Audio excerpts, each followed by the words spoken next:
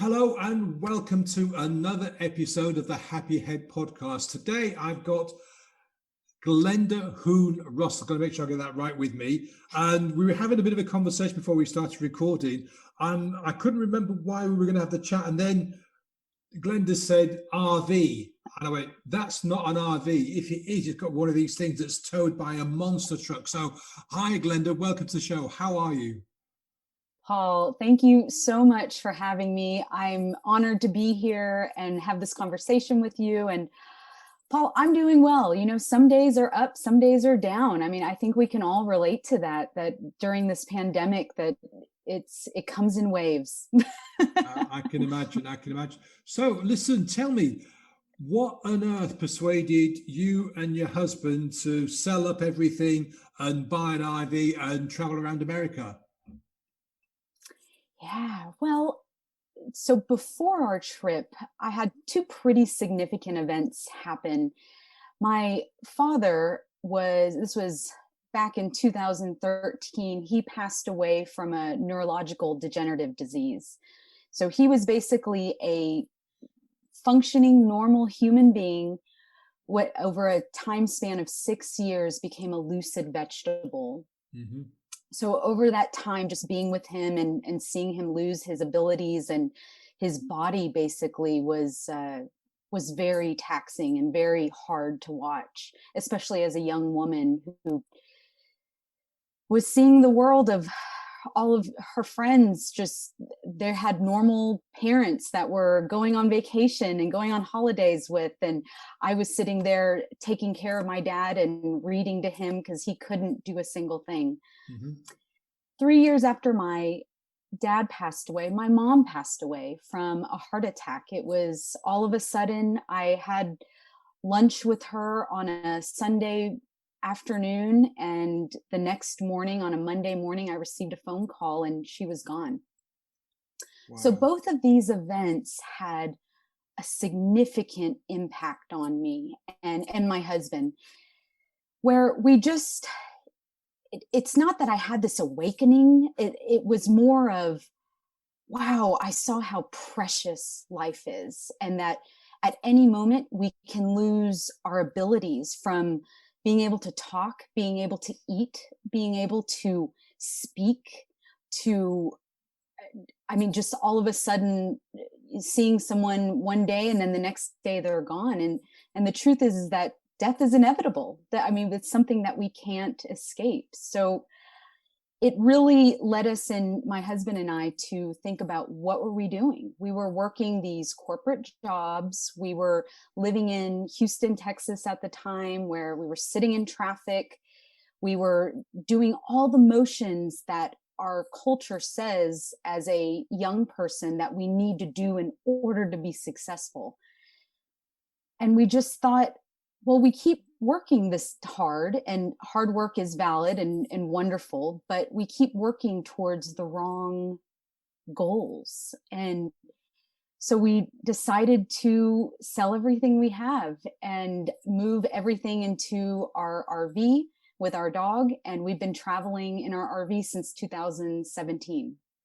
Was it a difficult decision? I mean, did it take like months and months for you to decide, or was it kind of, we've been talking about this, let's do it? What was the process to make that decision? That's a great question. You know, honestly, Paul, there was so much happening with the grieving process. I had never, the grieving process that I went with my dad was a very different process than when my mom died. Mm-hmm. Because when my dad was alive, I was grieving the loss of him when he was there, because he was becoming a totally different person. But with my mom, I didn't expect her to die for another 10, 15 years. And so there was a lot of emotions going on with the grieving process. And I think that when I was the executrix of their estate, so I had to sell their home and manage all that. And it letting go of that part of me, I think led us to realize that I don't have to stay here in Houston any longer, that I can fly. And because we were in that city for them, to be with my parents and to help them. But this was an opportunity to do something different. And I believe in the universe and signs. And one of the things that happened right after my mom died was 2 weeks later, my husband was laid off from his job. So then we thought, and my job was already remote. So let's work with this. Let's see where this can take us, and do something that feels fulfilling and scary and risky. And we had been planning on doing something different for a long time. When my husband and I first got married, we took a Dave Ramsey course, the Dave Ramsey Financial Peace course. It's basically how to get out of debt and manage money. And we were able to get rid of all of our student loan debt and really work towards that. So doing that previously gave us the freedom to make the decision, make the choice to do something a little bit risky, because we didn't have any debt. So that was very helpful. And, I had to go through the process of selling the house and going through all that, but it felt really scary, but also very natural, like it was supposed to happen. Did you already have an RV when you made this decision? No. So you'd never kind of traveled in an RV for any length of time? Paul, we haven't. My grandparents had a RV as when I was growing up, and I would go visit them. But other than that, it was more of just this idea of freedom to not have to be tied down to one city, and to be able to go to the mountains. And in Houston, Texas, it's very flat, it's very humid, and it's wonderful, it's diverse, and there's so many wonderful things about Houston. However, I'm a mountains girl. I love to be in the nature, I love to be in the forest. And so our dream was to be able to work and provide and do what we need to do, but also on the weekends go play in the forest, instead of have to do that once every year. if we even take vacation, because when we were at that time, we weren't even taking vacations. We would save our 14 days that the company would give us and exchange it for money instead of taking rest. Because you were paying off the student loans and stuff, yeah? Definitely a part of it, yes. So you've made the decision to do this kind of reckless, adventurous thing of live your life in an RV. What happened next? I mean, did you say, okay, let's just go and have that one because it looks nice? Or did you go and visit loads of different RVs? Did you test drive loads? And at the same time, did you start selling your stuff off? So, I know a lot of people dream about this, but they get put off by the mechanics of it, for want of a better phrase. So what was the kind of process from making that decision to live in an RV to actually spending your first month in your RV? It took a few months, because I was also juggling getting rid of my parents' house of 30 years full of stuff. I mean, they had so much stuff in that home. So that took time. So I was juggling that. And I had some help from my brothers and sisters. I definitely don't want to put it that I did all the work, but we were living in the house at that time. So we did a lot. It took about 6 months for us to do, and which is pretty quick from researching RVs. And we basically, you can look at blogs, look at YouTube videos of people who recommend how to do this. And at some point, you just have to make a decision and say, all right, we're going to try this, even though we have no idea what we're doing. We're just going to give it a shot. And that's basically what we did, is we would set deadlines, because we would have to move out, or we have to do certain things that we would set deadlines that we had to make a decision. And that seemed to work for us to progress us through, because otherwise you can go round and round in circles looking at RVs. There's so many different types. And honestly, if for someone who's actually thinking about it, one of the best pieces of advice that I have is, you won't know what you need until you actually live in it, because living in it is very different from vacationing in it, because there you have to consider things like when you're working in the workspace of you and your partner both on the phone with clients and talking over each other, and there's little things that you don't think about until you live in it. So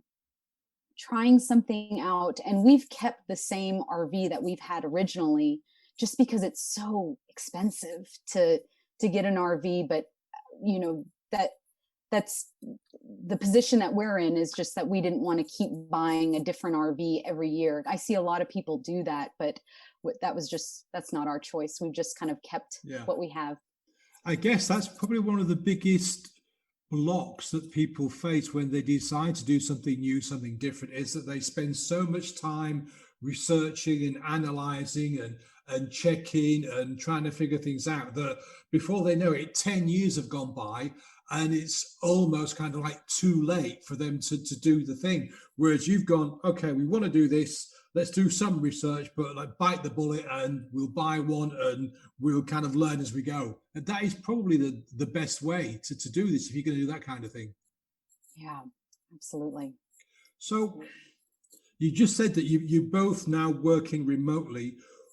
What is that like? What is the hardest part about sort of working remotely? Not like working remotely at home, because you can have an office, it's all set up and everything. But when you're working remotely in an RV with somebody else, and you've got Wi-Fi and all the other kind of issues that I imagine happen when you're actually doing that. What are the challenges? You know, I'd say that one of the biggest challenges is definitely Wi-Fi and reception, because when we first envisioned living in an RV, we thought, oh, we'll be in the woods, we'll be in the mountains. But the truth is that both of our jobs, especially my husband, he's a public accountant, so he needs to have very good Wi-Fi. He needs to have perfect reception to speak with his clients. And so our experience of living on the road is very different than, say, someone who I've met so many families that have done this, that maybe they're taking a 12-month sabbatical where maybe they need a little bit of email, or, you know, they just need Netflix. But the thing is, we need constant streaming. I'm constantly having Zoom conversations with my clients. So is my husband. And so Wi-Fi seems to be the biggest challenge for us, because we depend on it for our jobs, and we need it 5 days a week. So I'm guessing that means you spend a lot of time on kind of like organized camping grounds, for want of a better phrase, where Wi-Fi is accessible and you can plug into the power network and all that kind of thing. Exactly. And we also, when I'm searching out RV parks, I will look for not radio towers. What am I thinking of? Cell towers. Cell towers to make sure that we have all the bars. And so our experience is very different. I've talked with people that they boondock or they dry dock, which means that they take the RV out and there's public land and they park there, and that's where they are. They depend on solar, they have their water tanks, but they don't depend on electricity or Wi-Fi or anything like that. So our experience is very different than a lot of RVers. But again, we also want to keep our jobs because we have to pay the bills. We have to keep going. And we also both want to retire early, hopefully at some point. So we've kind of talked about the practical and the tech side of life in an RV.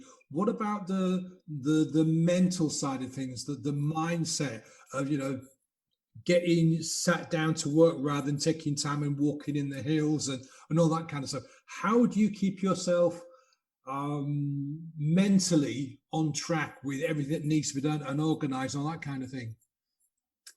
Well, Paul, before I started my coaching business and everything, I had a graphics and website design firm for 8 years, and I was the CEO.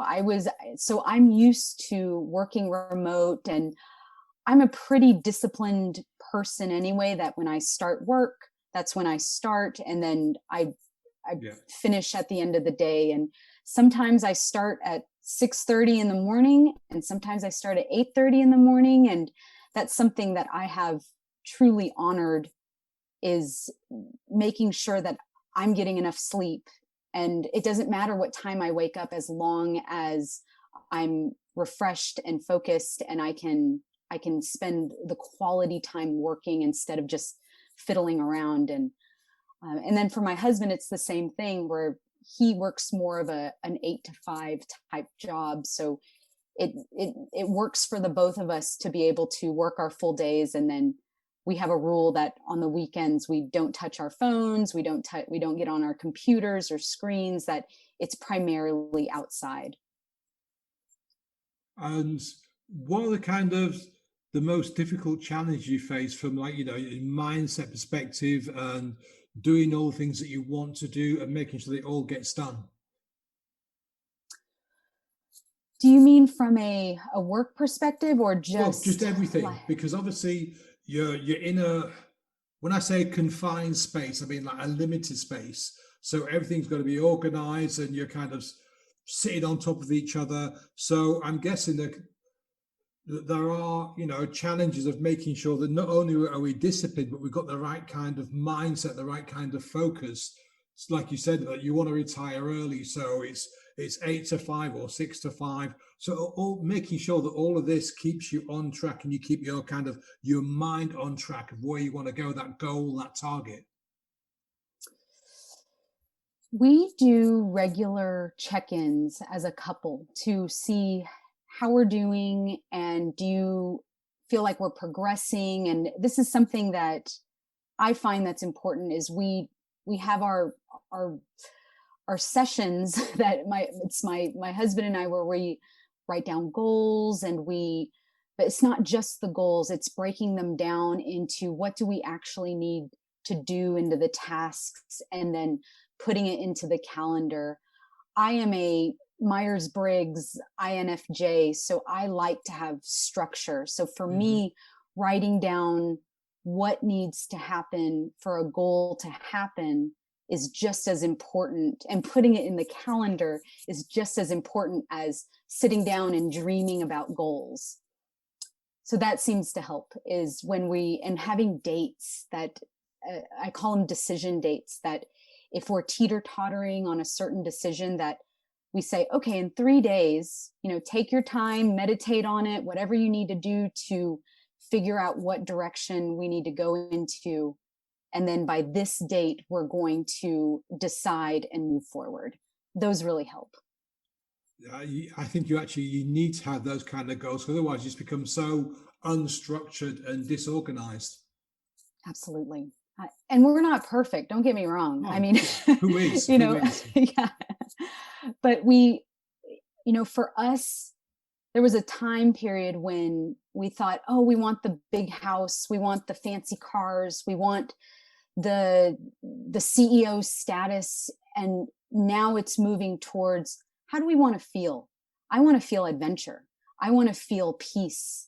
I want to feel tranquility in my life. And so those are, as we have progressed in this journey, our values have changed substantially, because we get more out of the simplicity of life. So we're constantly having to adapt. That's why those check-ins are so important.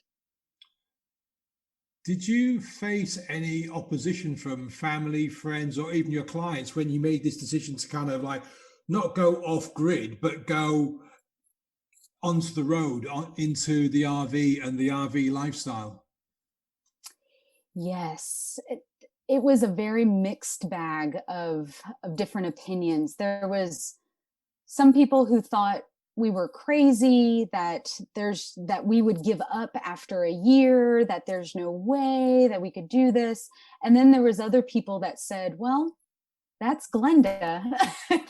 They kind of knew that I've always lived a little bit differently, and Mm-hmm. I've always done things on my own, and I'm so fortunate to have a partner who supports me and has the same adventurous spirit as me. So we're very compatible in that area. Do you think you will always, as in for the next 10, 15, 20 years, live in an RV, or do you have kind of like a picture that in a certain time you will kind of sell the RV and move back into a house? Oh, Paul, that's such a great question. It That is something that we think about often, and we discuss as a couple. There have been many time periods since 2017 that we've said, okay, what are we doing?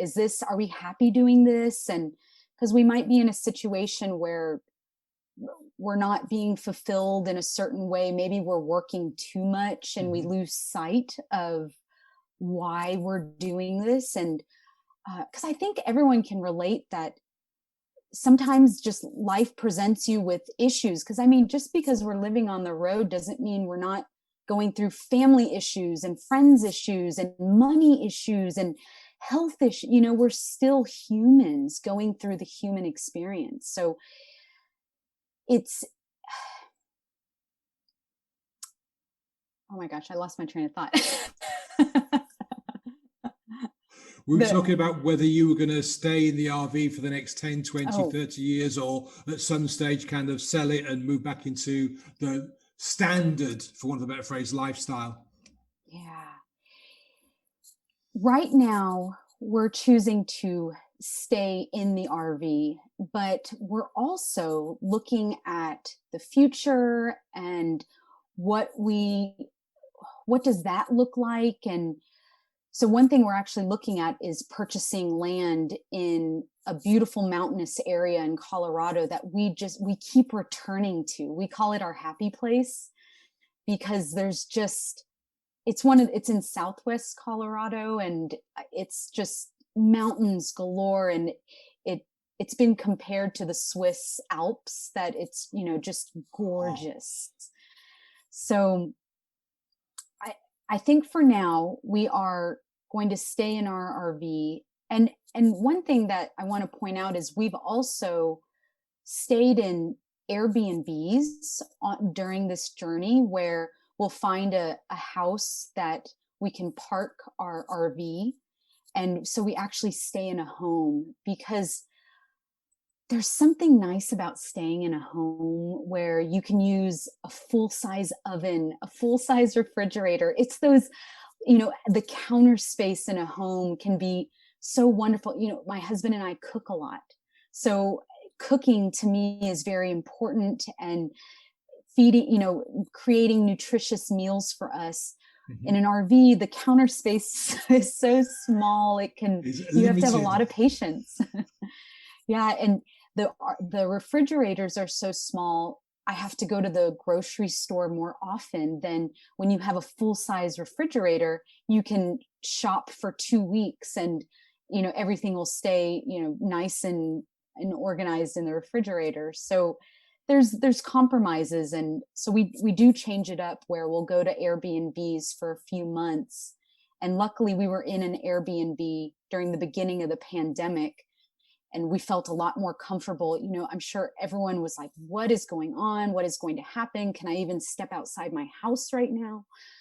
So there was a lot of uncertainty, and I'm Mhm. really grateful that we were in a home that we could be comfortable and work and take care of each other in.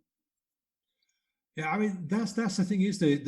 It sounds very glamorous, it sounds very romantic, the life of being on the road and living in an RV and going to a remote place and everything. But when it comes down to it, there are lots of, I don't want to use the word sacrifice, but let's say compromises you have to make. Like, for example, you said you're both really into cooking, but in any kind of RV, unless it's actually one of these cook wagons, the space Yeah. is limited. So there are sacrifices. So I guess your lifestyle is a brilliant compromise, because you can kind of like take the time to spend a couple of weeks or a month or so in an Airbnb, and then when you're ready, jump back into the RV and head back out into the mountains.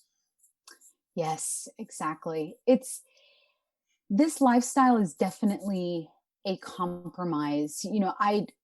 I get I have a lot of conversations that people think it's just this wonderful Mm. retirement where we're sitting back and relaxing all the time. And it, it feels like being in a normal home, but just a very small space.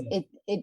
Because your world, since the walls go in, your world just kind of is focused on this one little area, and there are a lot of compromises. But I I remember hearing from an RVer when we first started that he looked at me in the eye and he said, Glenda, you have to think of this entire journey as an adventure. Mm. That the good stuff, that's easy to call an adventure. But when the bad stuff happen, that is part of the adventure. Because otherwise you're going to drive yourself crazy because there's so many little things. Like, we're constantly doing maintenance, and there's things like our RV right now is with the mechanic. It has been with the mechanic for 2 months now, which is a pretty average experience. It's not like dropping off your car at the mechanic and then you get it back within 2 or 3 days. No, with RVs, everything is so slow, and that's frustrating, because that means we either have to go find an Airbnb or hotel. Luckily, we have some family to stay with right now, but that can be an extra expense and inconvenience to move your whole family out and have to live in a hotel just because you're waiting on your RV to be maintained. Yeah, they're not simple beasts to work on, are they? They're very complex. You have to find special mechanics. Yeah, Yeah. absolutely. But let's step away from the RV for a second. Before we went live, we were talking about the Japanese art of forest bathing, which is a way of getting out from your desk, away from the city, and going and literally kind of bathing in a forest by walking around and touching the trees and breathing and taking in the fresh air and all this kind of thing.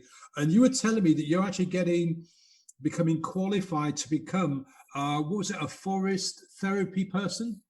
Forest therapy guide. That's it, Yes. forest therapy. Tell me about that. Sure. Well, I have a love for nature, and I also have a love for helping people find peace within themselves and find acceptance. And one of the ways that through my healing journey, I have found that I naturally go out into nature, and I will feel my blood pressure drop and my body relax. And so this was really intriguing to me, that there must be some science to this. And there is, off the top of my head, I don't know any statistics, but there's so much science out there that if you Google forest bathing, that the benefits of being in nature, that has been studied by the Japanese. And it's incredible that that research is out there, but yet we're not utilizing this as a motive to healing, as a way to find healing. And it doesn't replace therapy or anything like that, but it's a great supplemental type of therapy to really connect back with yourself and connect with nature. And one of the things that I usually say is, people think, well, I'm going out into the forest to connect with nature to escape. And really, it's to reconnect, Mm. because you reconnect with yourself through that stillness. And you're also reconnecting with everything we are connected with. I mean, when you first go out on a hike, you might see squirrels run away and birds fly away. But if you sit in the stillness for long enough and you observe, nature starts to just doing their thing around you. So you become a part of that nature. And I think that that's something that we're missing, and that makes me so passionate about being a guide, is realizing that we're not just visitors on this earth, we're a part of this earth, and that we have a responsibility to be a part and to take care of all sentient beings. I find it really odd that people say this, that there's nature and there's us, because we are part of nature. We are a species, we're a mammal that, has grown from, depending on what your beliefs are, little tiny worm things that lived in the sea, come out onto land, and here we are today after several million years. So we are part of nature.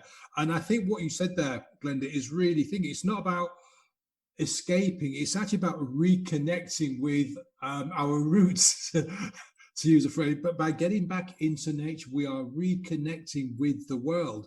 There's a phrase I'm sure you heard of called grounding. Yes. Which is, even if you live in the city, you can go to your local park, obviously when it's not freezing cold and snowing, you take your shoes and socks off and just walk on the grass, and you feel different. And kids do this naturally. And that's why kids have got so much energy. But we reconnect ourselves by grounding, because we walk around. We spend most of our lives in buildings, spend most of our lives wearing shoes of some shape or form, and we lose that connection. So by getting out and reconnecting, and like you say, if you sit quietly for a while, the squirrels come back and the birds just ignore you, and it's phenomenal. There's a guy that I watch called Ray Mears. He's a British guy, but he's really big into bushcraft, and he spent a lot of time in the States and in Canada in the wild, and he's kind of taken people with him and shown them, for example, bears. They've stood there really quietly, and they've watched these massive creatures just kind of like walk along a couple of 100 yards in front, turn, see them, and then just carry on walking. And I think to myself, that is what it's all about. It's about the fact that nature recognizes you as, oh, you're a human, fair enough, and then just ignores you and carries on. And we really miss this. And I think, sadly, that we were talking about the pandemic, that we were already kind of isolated to a certain extent from nature. The pandemic is making that more... how can I say this? It's making it more so. It's making us be isolated from nature much more. Because here in the UK, because we're in like this tier level, we are now only allowed out if we're going to work, going to shops, or exercising for half an hour. So be able to go and sit in the park for an hour, to be able to go and meet with friends, we can't do that anymore. And I understand why, and I completely agree. But it constricts us, it confines us, and it builds a wedge between us and nature. And I personally can't wait until we've dealt with this COVID thing and can actually get back into nature and get back to doing the things that you were talking about. And I think things like forest therapy and forest bathing and just getting outside the house, outside the apartment are so important for so many different reasons. Yes, absolutely. And also reconnecting with ourselves in a sense of remembering what our senses are like. I think that I'm going to throw this out, but I think we all struggle with anxiety to some extent. It's a spectrum, right? But the thinking mind is very powerful. And when we're not taught to manage those thoughts and to manage the emotional reactions that we have to certain thoughts. And I'm seeing it a lot right now where people are like, I am so anxious. And so this is just a really great way, like you mentioned, grounding, which is a very similar concept where you're just going back to the beautiful five senses that we have and connecting the mind and body. And even because so much of our lives are lived where our mind and body are completely separated. Mhm. We're doing something while we're thinking of this and thinking of that, and this connection, it, although it's against our culture because it's saying to slow down, and that implies weakness, whereas that slowing down is when you finally start to experience life and to see colors more vividly and to experience through self-awareness. And it's just, it enriches your life, and that's what it's done for me, and that's what I love to share with people. And we need to be encouraging people to do this because, like I mentioned a few seconds ago, we're becoming more and more confined. And when we become confined, we lose touch. We're not able to be grounded. We're not able to use our senses like you may. And it causes all kinds of problems. So I kind of not endorse, that's the wrong word, but I really support the idea of becoming a forest therapy guide, because the more we can get people out into the wild, the happier, the more relaxed, the less anxious they're going to become. It's just so important to get people out in any way, shape, or form. Absolutely. And I think it's important to say that it's normal to have anxiety because life throws at us all kinds of events, but it's our relationship and how we react to those events that cause so much turmoil and anxiety within us. And there are ways to manage it. And this is a way to find solace, to find peace when life is just throwing at you so many different things. When my dad was sick, and it was very stressful in our household, and I didn't know how to manage those emotions, so I would escape through alcohol and a eating disorder, and I was not in a good place. I was finding these other outlets to find peace, or what I thought was peace, by drinking a lot. That's those are just cover up what the feelings that I needed to experience. So having feelings and realizing that life is full of ups and downs, but it's how we can learn how to manage our emotions and to manage how our relationship to them, that helps us live a little more skillfully and a little more smoothly. Absolutely. Um, so apart from doing your forest therapy training, what have you got going right now, Glenda? Well, I have two other big items. I wrote a book and it's called The Status Quo, where the status quo is the enemy to living the life you truly deserve. Mm-hmm. And this is just something that I've been working on since the end of 2019, and I'm still working with my editor, and hopefully this year is the year that we'll get it out. But so I have that coming out soon, hopefully this year.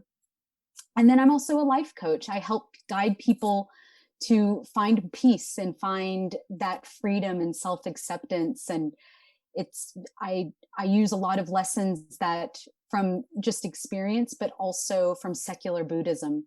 That secular Buddhism has changed my life.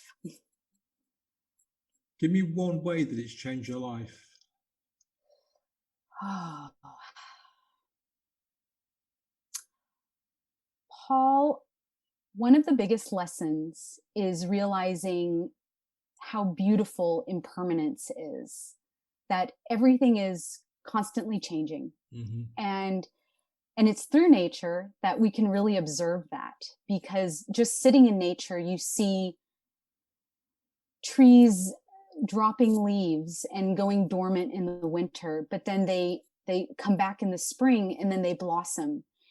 And that's just one example, but I think that that's a reflection of how we need to remember ourselves, that we are constantly changing, and that it's not always going to be perfect, and life is going to throw really crazy, horrible times, but that will change, and that you'll get through it. And there's there's always, I believe that there's always something good that comes out of a traumatic experience. And we may not see it immediately, but with time and with the openness that to learn the lesson of whatever I needed to learn during this traumatic event, that opens this beautiful growth for all of us.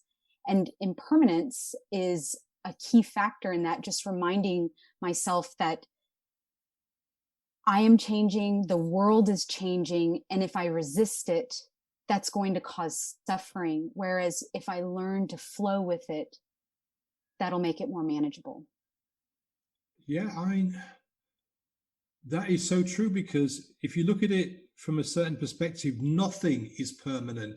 Okay, from a time perspective, it's unimaginably long, but our planet has only been around for, what, 4 or 5 billion years. The universe has been around for X amount of time, and at some stage it will cease to exist. It'll either collapse in on itself or, expand so far that it splits up, but it's not here forever.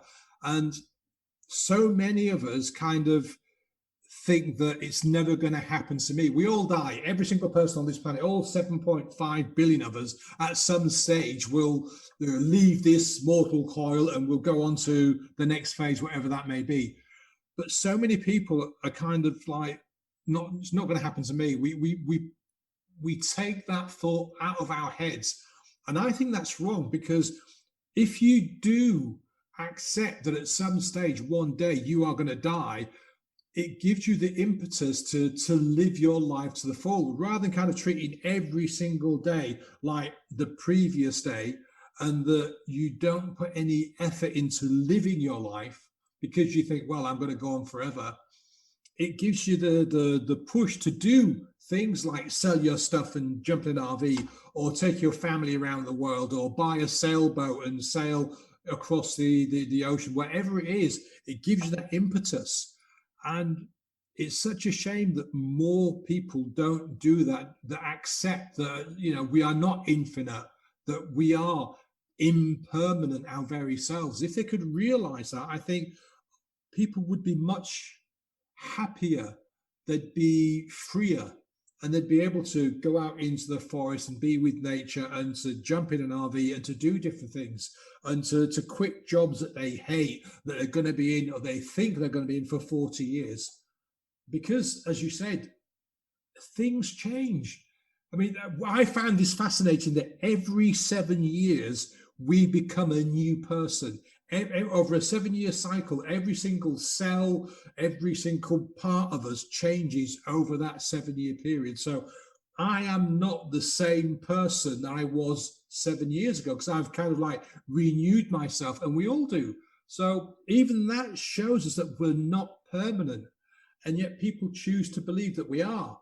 And it's such a kind of wrong view. So I love what you're saying there about the fact that Buddhism has taught you that impermanence is beautiful.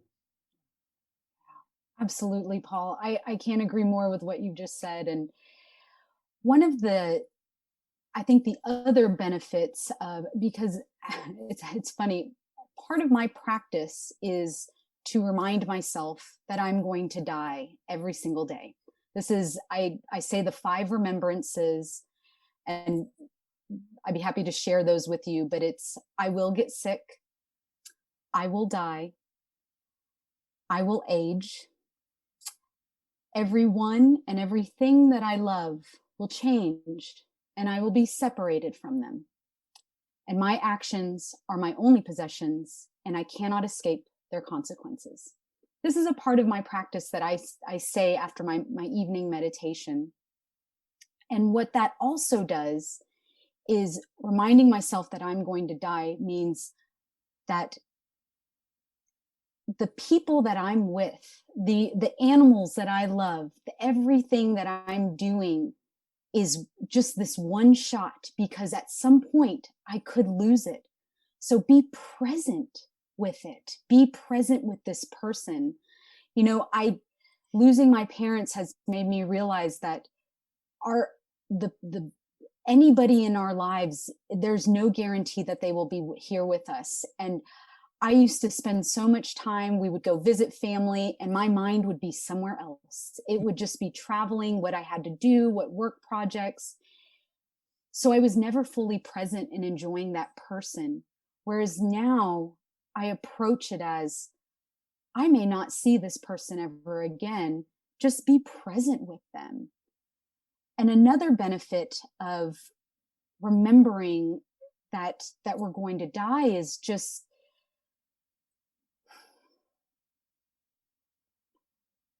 I lost it. Sorry. This was a good one, but hopefully you'll edit this. But it's also reminding yourself that what's important. I think that we start looking at the things that we're chasing and spending so much energy on, whether it's fame, whether it's money, whether it's proving ourselves to someone who said we weren't enough when we were younger. And you start to realize that I can't control a lot of things in my life. But you know what I can control? I can control that I'm a good person and that I live by my values and that I'm kind and that I'm compassionate and that I'm present right now. And those have been some of the biggest beneficial or the benefits of reminding myself that I'm going to die and I have this one life to live. Yeah, I think it's so important that people recognize that. The Romans, rich Romans, had this brilliant idea. It's called a Memento Mori. They'd have a servant who would follow them through the market and they'd whisper in the ear, don't covet that because you might not be here tomorrow. And remember that you are going to die. You're 55 now. Every day is a bonus. And it sounds very morbid, but why they employed these people was to give them a constant reminder that they were impermanent and that at any day they could die or they could get injured or that their life would just be over, and to make the most of every single day. So that these people would just walk around reminding them all the time. I've got a ring which is, it's not going to, is basically skulls. Yeah. Okay. Oh, I see it now. Beautiful. And it's not and basically it's to remind me that it's my memento mori. I can't afford a servant to walk around behind me whispering things in my ear. Yeah. So I get that. And it just reminds me that my life is not permanent. I mean, I'm 60. Yeah. So I am closer to the end of days than say you are, for example. And that's not, I don't have a problem with that. Yeah, because it just reminds me to kind of do the best I can every single day. Now, full disclosure here, there are days where that don't happen. Yeah, but I hear you. I do my best. I do my best, and that's all any of us can do. But the thing is to do your best whenever you can, even when you're not feeling like it. And sometimes when you're not feeling like it, you've got to put your hands up and say, okay, today's not going to be my best day. I'm just going to go with the flow kind of thing. So yeah, I completely agree with you. We're only here once. It's not a buy one, get one free. It's not a 30-day free trial. It's not any of those things. It's here, it's now, live it, enjoy it, and learn. That's all any of us can do, really. Well said. Thank you. So, any final words before we finish, Glenda? Any last kind of thing? What would you say to anyone that is thinking of having a big, grand adventure? Maybe not necessarily living in an RV, but moving to a new country or living in a different town for 6 months at a time or doing something new. What would you say to them?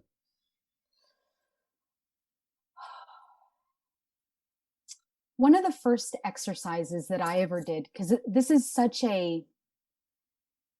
I think it's such a subjective topic, because what makes you happy and feel fulfilled is going to be very different from what makes me feel fulfilled and the next person. So one of the things that I did was I wrote down on a piece of paper just my current day. I wrote down I was getting up at 7 a.m. and how did I feel? I felt groggy. I felt gross. I stayed up the night before and watched Netflix and, and I go down the list through my day of what that looks like and how my day and how I feel is really important.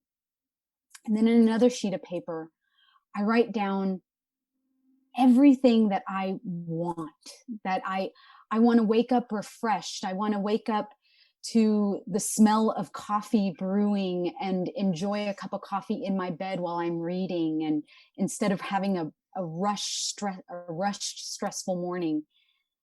And write down these 2 lists, being as detailed as possible about your day, and compare them.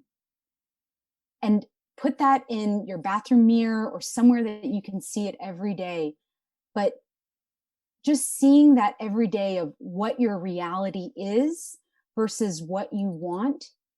And then it's up to the person to make the decision to start working towards that life that they want, with knowing that these things don't happen immediately. That's our immediacy culture that's telling us everything has to happen in a 7-day cleanse or a 30-day course, but that slowly over time, it took us 10 years to do this, but slowly over time, you can build a life that you wake up and feel refreshed, that you wake up and feel peace, that you spend time with your loved ones and you feel present with them. And that's probably one of the simplest eye-opening exercises that I did, because I can't tell anyone this is what you need to go do to feel adventure, because maybe you just want to feel security. There's a lot of things that you need to find out within yourself, that what you need in order to feel fulfilled. Because again, we live in this culture that says you need to feel happy, you need to feel like everyone is telling us how we need to feel. And for once, we need to start looking within to find out how we want to feel, what we want to achieve and do, and instead of what everyone else is telling us to do. I completely agree, Glenda. Listen, where can people, if they want to reach out to you, where can they get hold of you? So I am on Instagram on, what's my handle? It's Glenda Hoon Russell. And also my website, The Status Quo, where if you're interested in my book, or if you're interested in I'm doing therapy guides now here in the United States. But if you come to visit, look me up on thestatusquo.com. Brilliant. Listen, thank you so much for the time today, Glenda, and I hope you get your RV back really soon. Thank you, Paul, for the opportunity. It was a pleasure to talk with you today. Speak to you again soon. Bye now. All right. Bye-bye.